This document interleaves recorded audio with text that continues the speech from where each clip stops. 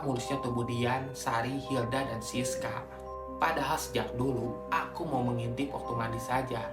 Susahnya minta ampun tuh.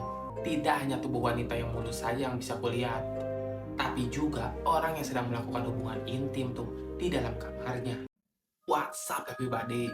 Jumpa lagi bareng gue Randy di sini di channel horor kesayangan kita, Horror Area. Ini tempatnya horor. Gimana nih kabarnya kalian semua? Semoga baik-baik saja ya dan selalu dalam lindungannya. Amin.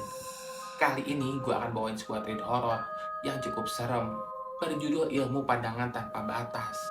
Karya cerita horor nyata. Gimana keseruannya? Gimana cerita lengkapnya? Yuk kita sikat sama-sama di sini di Horror Area.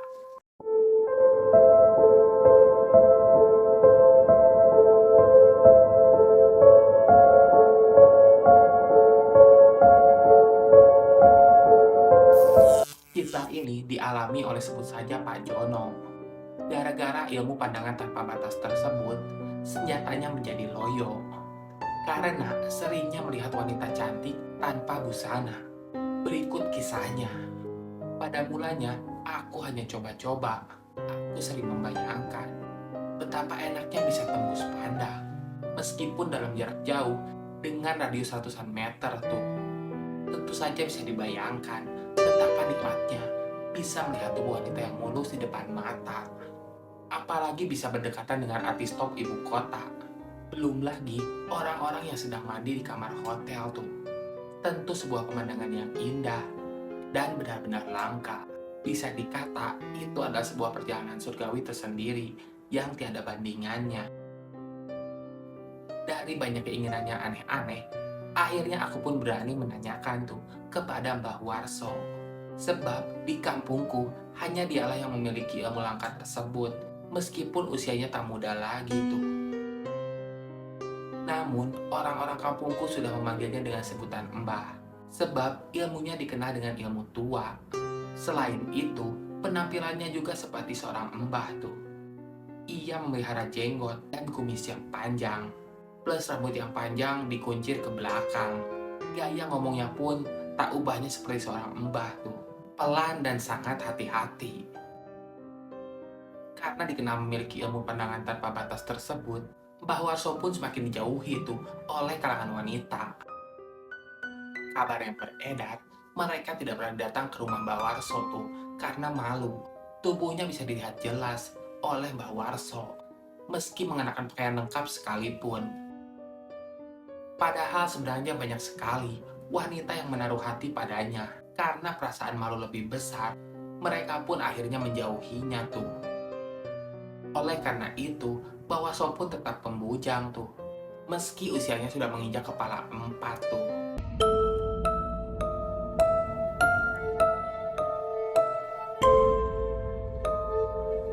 Nasib baik rupanya berpihak kepada aku. Beberapa orang meminta diajarkan ilmu tersebut, tapi tak pernah diberi tuh oleh Mbah Warso. Meski dengan berbagai dalih dan sedikit ngeyel, namun Mbah Warso lebih memilih diam tuh. Bahkan bila dipaksa sekalipun, dia akan memilih ribut daripada harus mengajarkan ilmunya pada orang yang tidak dia kehendaki itu. Seakan ada tanda tersendiri pada calon muridnya yang akan diajarkan ilmu tersebut. Tapi lain halnya denganku. Ketika aku minta diajari, dia langsung legowo menerimaku. Bahkan langsung menanyakan kesiapanku. Padahal yang lain setengah mati tuh pengen mendapatkan ilmu tersebut. Jawaban itulah yang sempat membuatku setengah terpercaya tuh. Kok begitu mudah ya bagiku? Akan sampai mati sekalipun, belum bisa mendapatkannya. Kata orang, garis tanganku menakdirkan akulah salah seorang yang akan mampu menerima ilmu tersebut. Ilmu pandangan tanpa batas. Syukurlah kalau memang begitu, ini memang rezekiku, pikirku saat itu. Dalam waktu yang tidak begitu lama, aku pun berhasil menguasainya. Ternyata, ritualnya tak sesulit yang dibayangkan tuh. Hanya dengan berpuasa pati geni beberapa hari saja. Plus lelaku yang tak seberapa berat, keinginanku pun sudah tercapai tuh. Dalam hitungan jari tangan, aku pun sudah bisa menerawang ke berbagai tempat, meski terhalang tembok yang tebal. Benar-benar gila.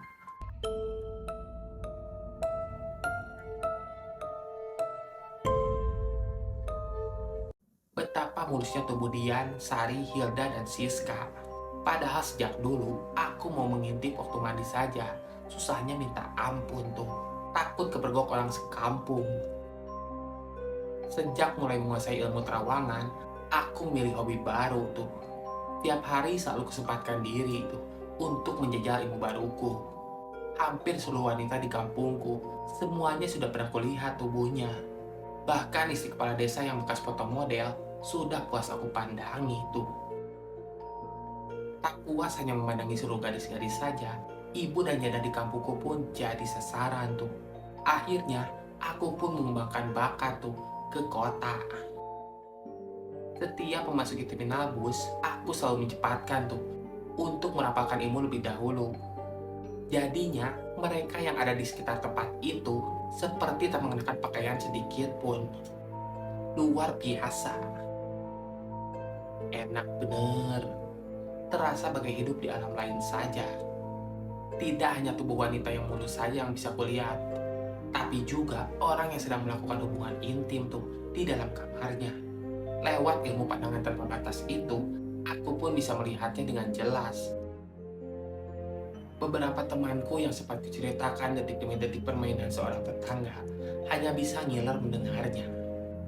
Ayo dong, ajari aku. Itulah ujungnya setiap aku menceritakan sesuatu pada mereka. Akibat ilmu tersebut, aku tak suka lagi nonton VCD anu tuh. Bagiku, melihat langsung akan lebih bagus ketimbang hanya melihat di layar televisi atau di HP. Lagian, dengan ilmu warisan leluhur itu, aku tak usah mengeluarkan biaya tuh.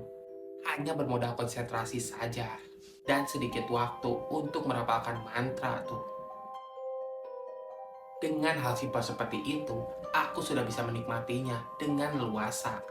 Aku benar-benar leluasa untuk bisa melihat apapun yang berada di balik pakaian seseorang tuh. Termasuk mengukur besar kecilnya, kencang dan kendurnya milik seseorang. Aku hafal benar barang-barang mereka. Namun ada satu dampak yang tak aku bayangkan tuh. Padahal dampak tersebut amat fatal bagiku. Sopun tak pernah memberitahu tuh sebelumnya.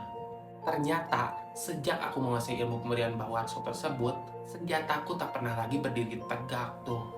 Padahal secara nyata, pancingan yang diberikan mataku sudah benar-benar maksimal.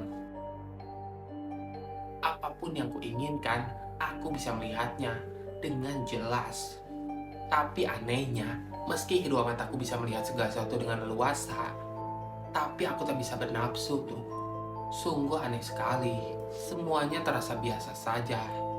Tak ada yang istimewa dan tak bisa dihayati. Yang amat kusesali, ternyata aku sudah terlambat mengetahuinya tuh.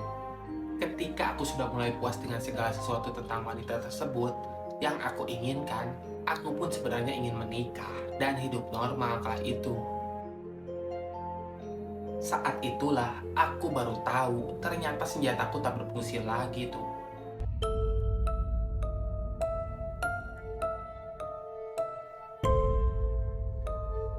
Beberapa kali aku pun mencoba mereparasi ke beberapa tukang obat kuat, namun belum juga membuahkan hasil tuh. Bahkan saking gusarnya, sempat aku datangi kios pengobatan India khusus semah sahwat, namun hasilnya sama, belum juga berhasil. Padahal saat itu, si pengobat wanita India tersebut benar-benar cantik dan bahenol tuh. Sebagai laki-laki normal, dengan melihat saja bisa membuat lelaki yang lemah syahwat langsung bergairah tuh.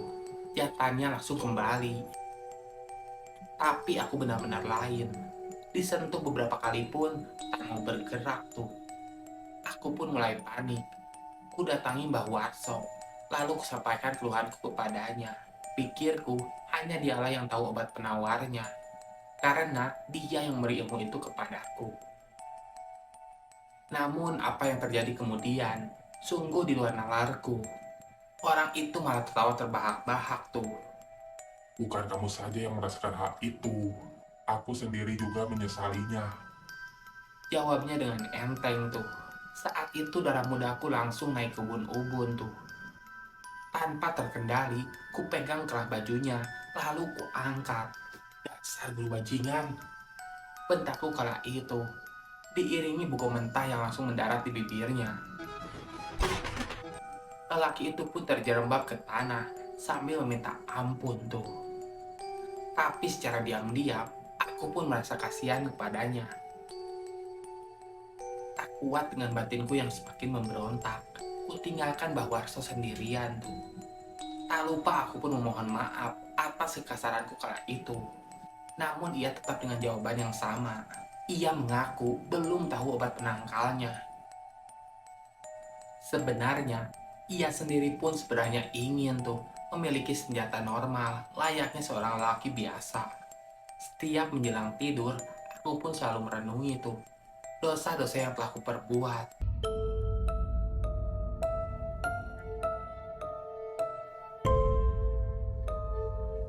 Bukankah mengamalkan ilmu semacam itu dilarang Tuhan? Karena bisa mempermalukan orang. Kenapa aku melakukannya? Bukan salah Mbak Warso kalau aku sekarang dihukum. Toh, kesalahan sudah aku lakukan dalam beberapa lama. Beruntungnya aku masih diberi kesempatan tuh untuk bertobat. Jika tidak, maka aku akan menyesali lebih lama lagi nantinya.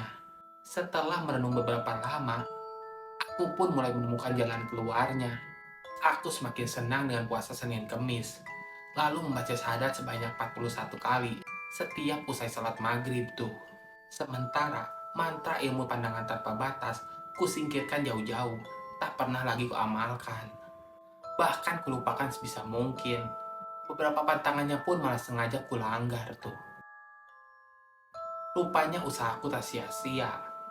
Beberapa kali aku pun merasakan aliran hangat merambat dari pusarku menuju alat vitalku. Saat itu pula aku pun optimis untuk bisa hidup normal kembali seperti dulu. Namun semuanya kuserahkan kepadamu, Tuhanku yang Maha Pengampun.